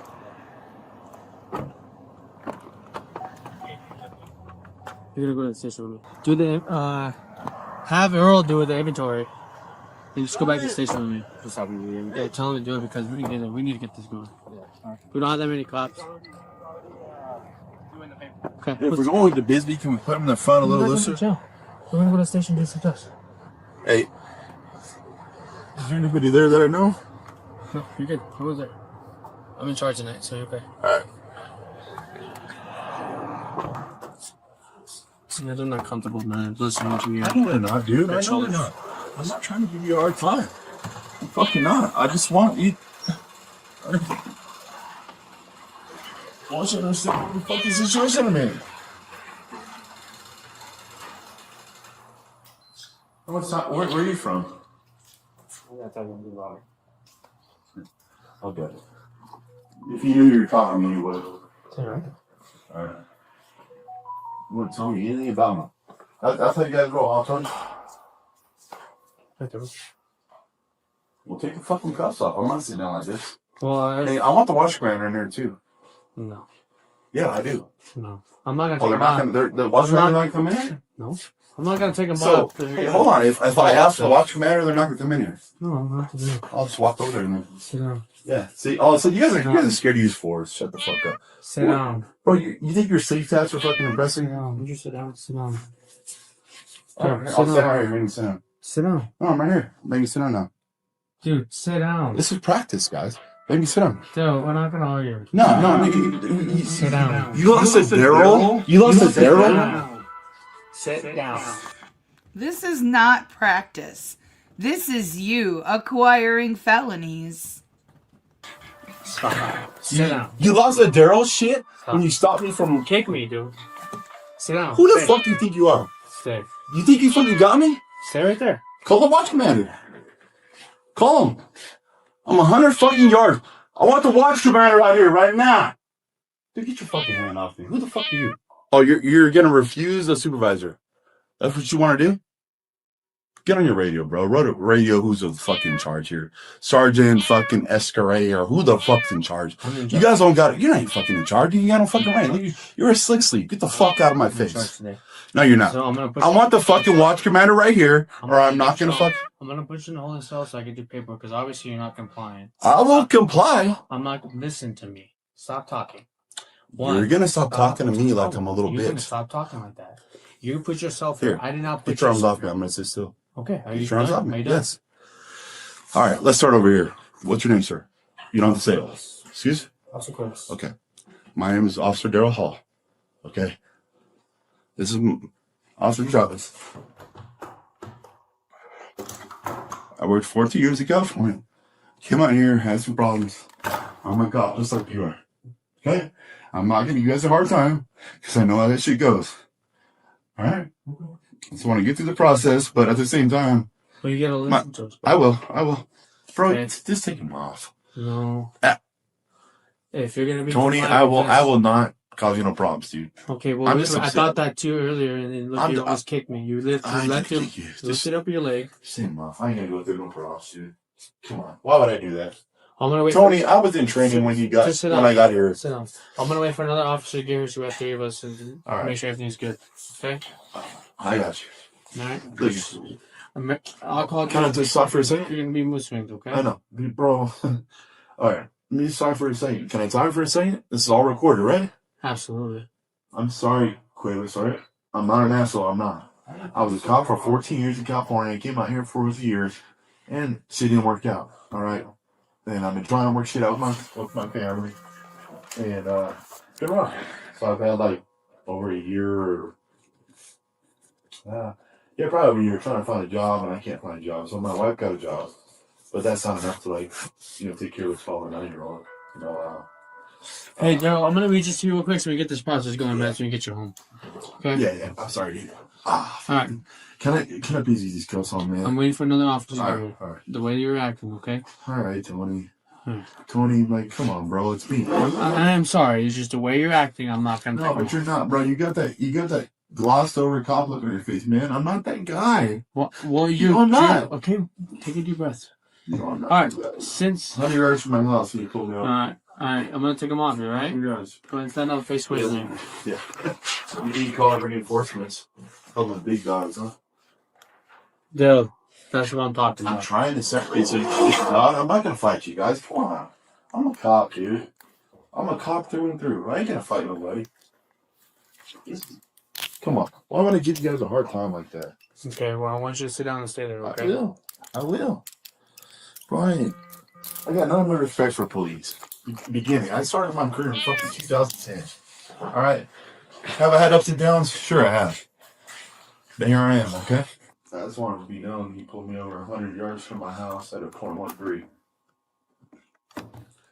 Spirit of law, letter of law, former cop, .13. Okay. I just want everybody to know that so they can feel real good about themselves when they go home and when you're at it.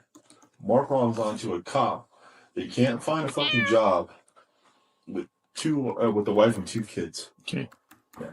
I just want you to know that. Okay. And when I was here, there was no one that could touch me on police work. We had DUI cops, even Clark like to play the little mad thing. I was a motherfucking man with the dope game. Oh my gosh. Not full of yourself, are you, sir? Not even a little bit? My goodness. Does he think highly of himself? Everybody knows that. This guy doesn't because it looks lower than fucking Green Bradley. But everybody else knows that.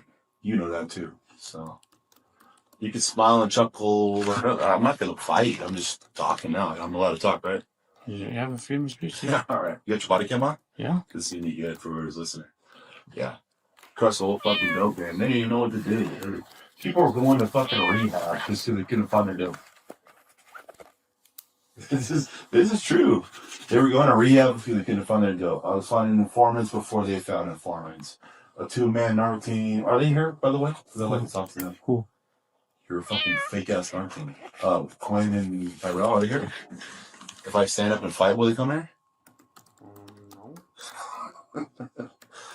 You guys are fucking so sad, dude. You guys think you're the real fucking police, but the real police are fucking so far from here. It's not even funny, dude.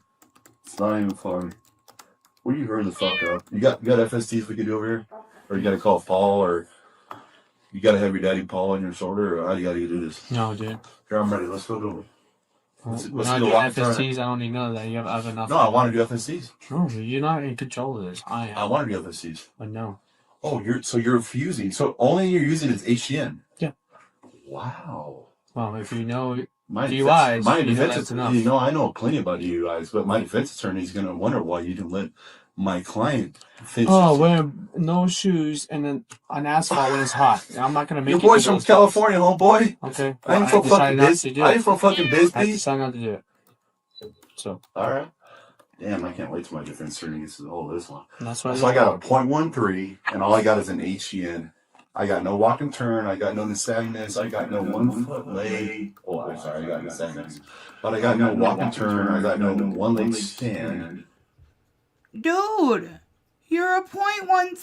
You don't need anything else. You're over the .08 limit. All you would do by doing the FSTs is making a fool of yourself, which, I don't know, you're doing a well enough fine job now. Holy moly. Are you sure you want to roll with this? Yep. You sure? Yep. Okay. All right. And so what driving pattern did you see again? On my phone? That's what you saw me on my phone. You took a former cop in on his fucking phone. Yeah, above What else did you have? Of course I'm not. No, it's above the law. What other probable cause did you have? Well, if you know traffic, you're in suspicion of pull someone over. No, I know. I'm saying besides the probable cause of me being on the phone, what You else? don't need probable cause to pull someone over. Reasonable suspicion. Yes, I know. But besides from... You keep asking. I'm not keep telling you the same thing over and over, Lois. I'm not going to keep having this conversation with you, Daryl. We're here. We're going to take care of this. Can I just ask you why you do this to me? Why? Because you're not above the law and you're impaired. Okay? See this? I have 2 kids and a wife at home. He does this to me 100 yards from my fucking house. I did not. That's police work? Is there a letter of law or spirit of law? I was literally one way from turning into my goddamn fucking complex. This is what you guys endorse right here. Call the fucking watch commander out here. No. I want to talk to him. You're refusing to call the watch commander? Dude. I'll go find him. I know the code. No. What are you going to do if I get up and go over there? I'm going to push you back there. I want the watch commander right here, right now. You're just not agreeing on what's happening right now. Just call tomorrow. Once we set it out, call tomorrow, make a complaint. And... Where's the fucking lens nurse? They come get some blood draw? No, you're not doing blood. We're doing crack. Fucking shit. Typical fucking SVD. It ain't got blood. Who's doing blood? Well, he's a phlebotomist. He's a phlebotomist. This person's not answering the fucking phone. God, what a joke the fucking easy is. I want the watch commander right here now so I can say hi to him. No. Who's running the office? Nobody? I'm in charge. You can't tell me to not ask the fucking watch. You're not in charge of the whole goddamn station. I'm in charge right now. You're a fucking clown. Who's the fucking man inside the charge of the station right now? Oh, you're not going to answer either? I just told you. You're not in charge of fucking anything. Anthony, you're on patrol. You're running the east side. Who's running the fucking senior station? officer tonight. There's no sergeant or corporal on. Oh, God damn, get my dick card. Who's running the fucking station? Who's running the station? What world am I living in? If you're running East Command, because you got dudes, and someone's running West, who's running the station? None of you guys know. You're running the whole station. You shut your fucking mouth. Don't get smart with me, period. Listen to me. I've forgotten more about police work than you will fucking know. So if you want to step up, then step up, but I don't need your fucking smart mouth, okay? That's what I thought. Sit over there in the corner. This is the back we go. Dude, I'll just walk right out of here. Who the fuck is gonna take me down? You? The busy wrestling shadow cams? Motherfucker, you can't fucking touch me. Alright, just take some blood. Take some fucking blood. What are you gonna do, breath? You're gonna blow into this. Tony. Right, can we reverse this? You're the one doing all this. Okay, can I talk to somebody who's here in charge? I'm in charge. Just for the fact that I miss people? I haven't seen you in years. Dude, no one's... Are you literally in charge? I am in charge. Oh my god. Not saying that's bad. I'm just saying, like, how the fuck are you supposed to work patrol and be in charge of this? That's how it works, I guess. When I saw your medals of valor, I was like, it's legit. Mad respect. Oh, there he is. What's up, sir? I just want you to know this. When I saw that, and I was still working when that whole shit went down. Mm-hmm. I got mad respect for you, dude. And I will never change that, no matter what our interaction. Okay, so don't give me like that. Like, can you actually like take that in? Yeah, I'm trying, but you and I can't like. You're over here running your mouth, talking a lot, and just don't stop. You're not listening, and then you try to kick me. You literally try. I would never kick you, bro. You looked it up your leg, and I was like, my legs were freaking stuck, man. Okay, well, we'll pass all that stuff. Okay, can we talk some more? No, we're not passing anything. Can we talk some more? Well, what? Please, like therapy. Okay. You pulled me over 50 yards from turning into my garage. One, I didn't know it was you. Two, Bro, I'm you almost with the Cadillac in this town. You almost hit us, and we're on the side of the road. You're supposed to move over, bro. and then you're talking on your phone. I did not almost hit you, bro. Okay, well that's what court's for. I know. I don't understand what sports for, but like, dude, I miss everybody here. I have no fucking friends. When I got fired, I lost everybody here. He called me one night, and I tried calling you back. My first interaction, pulled over, 100 yards from turning in my fucking mobile home park. Just don't get it. This shit like this would never fly. Like, we used to take care of each other over there. Like, if you were a cop, you were always a cop. We take care of you. If you crashed and did something, you're fucked. If you were completely obliterated drunk, you're fucked. I voluntarily blew at a point where probably my mouth alcohol was the highest. Okay? You want to talk technicalities? Because I've been doing DRE since you were still shooting your Panthers. All right? So I blew a mouth alcohol at 0.13. My attorney's going to have a fucking field day. Oh boy, I've been doing 11-550 under the influence investigations since 2010. But you should know better than to drive drunk. Well, I know what I can do. Like, I would never drive if I was going to hit somebody. I would never drive with my kids in the car. I would never drive if I felt like I had too much to drink. Okay. Well, you were driving. I know. I get what you're saying, Tony. I'm just trying to, like, explain my argument so we're not just sitting here bullshitting for 45 fucking minutes, you know? I even gave you props. I saw your medal online. I thought that was badass. I know what you did. Motherfucker got in the car, you returned fire, and you did what you had to do. That respect. I'll get a fucking I'm surprised I don't have a tattoo yet for commemorating that. Because out here, they don't do a fuck, right? Yeah. Because please. Because he's not thrilled with the fact that he had to shoot someone. You would get a tattoo commemorating that? That's traumatic for most officers. It's not something they celebrate getting to or having to do. Work out here. Can you answer my phone and tell my wife I'll be home in a minute? Out here, police work don't fucking mean shit. Out here, police work is you're 100 yards away from your car. This guy's, oh yeah, that's Zero. Button turned in there. Nah, that's Zero. Let me pull him over and balance him out. That's how shit works here. Holy shit. That's why Arizona is such a fucking joke. That's why Phoenix and Tucson are under a consent decree. Right? They're under civilian overwatch. Shake your head, dude. Go ahead and do your little shake your head thing. I did. I just did this. You got no feelings at all for me, right? No, I understand where you're coming from, but Well, then explain to me why you would pull me over turning my house. I told you why I pulled you over. Like I said, Tony, no one's above the law. Give me the cop answer, bro. No I one's want above the the real law. answer. No one's above the law. All right. That's the answer, dude. And if you're impaired, you're impaired. I have to do my job. I can't just let you go. Okay. I want a blood draw. What if you go? That's not what you want. It's what I want. What? Well, I'm gonna fucking hold on. Let's slow down a second. What if this whole thing is there's literally down to one lane and I'm turning in there? Who the fuck am I gonna hit? I'm literally going one lane because DOT's got the whole thing blocked down a fucking one lane. Not at that point. They had that shit closed down and you even waved at me. And I'm like, oh shit, that's cool. Like Tony Raymond. I did not wave at you. You put your hand up. Yeah, because I got mad because you almost hit us. You did wave at him, officer. You did. Everything in the world revolves around him. So you expressing frustration that he nearly hit you guys on the side of the road. That was you acknowledging him and saying hello. Because you missed him. You missed him.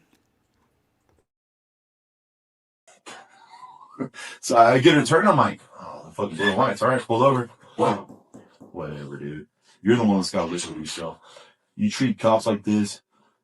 Cops had a fucking pass unless you were a fucking drunk. Okay, well, you're not a cop anymore now, so. Oh, thank you. Yeah. You think you're fucking hard, don't you? No. I was trying to give you credit, dude. I respect just you. trying to I've be- always respected you. You're just You not- pulled me over here when I first moved into fucking town and tried to come apart on me in my car. And I'm like, I had no idea who you were. well, now you fucking do. It's the same car. And so I drive him home and I'm seeing like some like 5'3" guy fucking waving at me. And I'm like, hey, what's up, police? Cool. And I knew it was you because I have respect for you. I didn't until you got in that shootout. Before that, you were a pussy to me. But when you fucking returned fire like that and put rounds down and did whatever you had to do, I was like, all right, he ain't a pussy no more, you know? Bisbee wrestler is like, well, I'll fucking bitch stop the fucking me. But when you put rounds down like that, I'm like, this dude's a good dude. I had nothing to do with the DUIs and Paul and all that stuff. I've always got along with you. Always. And then I'm driving home and I'm like, yes, I've had a couple of beers because I was at my mom's house who has one fucking leg, who I was trying to get her in and out of the bathtub, and I can't fucking do it. You don't even listen to nothing. My mom has one fucking leg, okay? Your mom's healthy. I seen her at the goddamn hospital. Imagine lifting your mom in and out of bed for fucking 15 years. Shit wears on you, okay? So yes, I got a tall can before I left the house because I was fucking stressed out, okay? So I'm driving 2 miles to my fucking house and I get pulled over. Am I in the wrong? Sure, I'm in the wrong, bro. But is there a spirit of law and letter of law? No, there's not. And there's nobody in the Washington County office apparently either.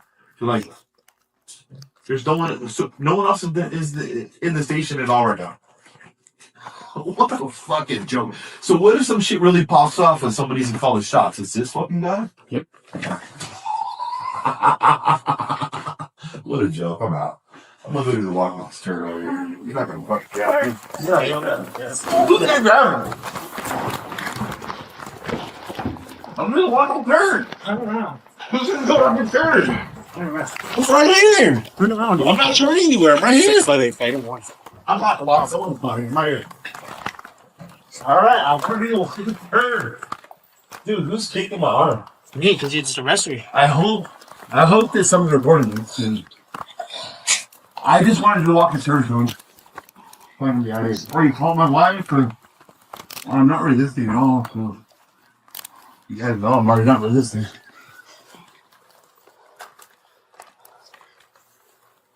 We gotta wake up. Go for it.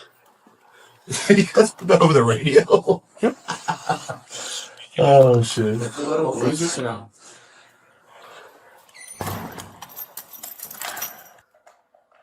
Oh, okay, go. Yeah. I'm not gonna get out of this. Okay, well, we're gonna do blood. Huh? We're gonna do blood. Okay. Can you loosen my nuts a little bit? Not right now. You wanna let Justin know? You wanna call?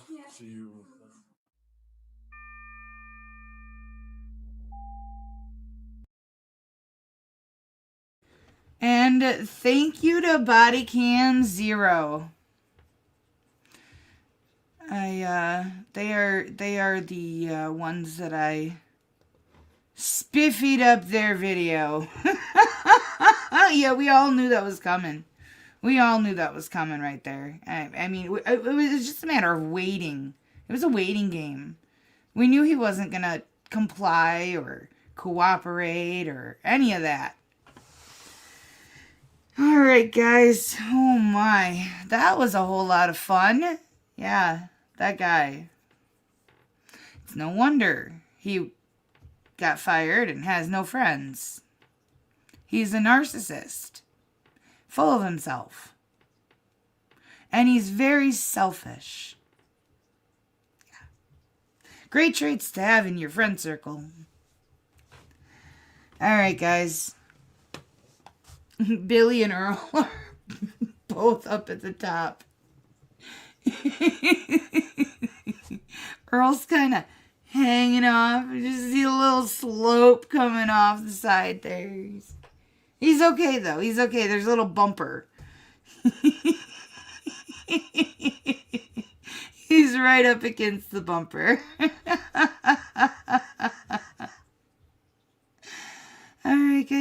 so much for coming and hanging out with me. I love all of you.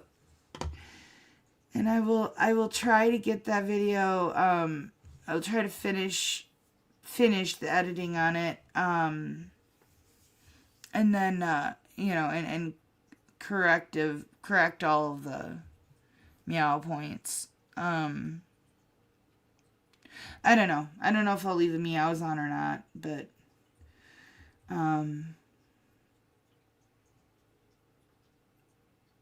man, that guy.